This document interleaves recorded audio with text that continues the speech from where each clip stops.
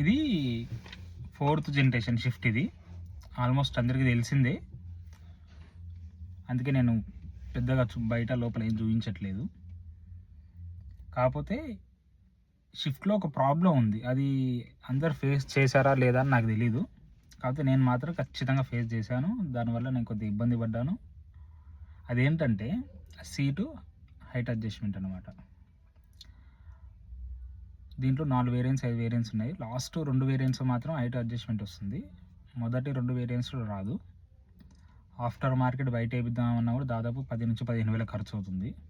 మరి చాలామంది ఏం చేస్తారంటే హైట్ కోసం మెత్తలు వేసుకోవడం అలాంటివి చేస్తుంటే దానివల్ల ఇంకా ఎక్కువ నడునొప్పి తప్ప ఇంకేమీ రాదు.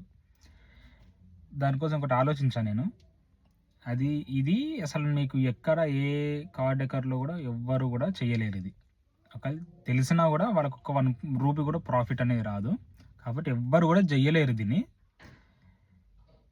అదేంటి అది నేను మీకు చూపిస్తాను, చూసిన తర్వాత ఖచ్చితంగా మీకు నచ్చుతుంది. అది అంటే ఈ ప్రాబ్లంకి సొల్యూషన్ 100% అది.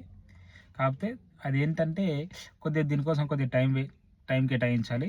అది కూడా ఖర్చు కూడా ఎంత అవుతుందో అనుకోవద్దు, కేవలం 200 నుంచి 300 మధ్యలో అవుతుంది. 200 అవుతుంది ఆల్మోస్ట్, 300 కూడా కాదు. కాబట్టి అది నేను మీకు ఇప్పుడు చూపిస్తాను, చూసి అది మీరు అర్థం చేసుకొని మీకు ఆ ప్రాబ్లం ఉన్న వాళ్ళు దాన్ని సాల్వ్ చేసుకోండి. ప్లస్ ఇంకోటి, ఈ వీడియోని ఇలాంటి కారు ఉన్న వారికి పంపించండి, వాళ్ళు పడుతున్నటువంటి ఈ యొక్క ఇబ్బందిని వాళ్ళు కూడా సాల్వ్ చేసుకుంటారు.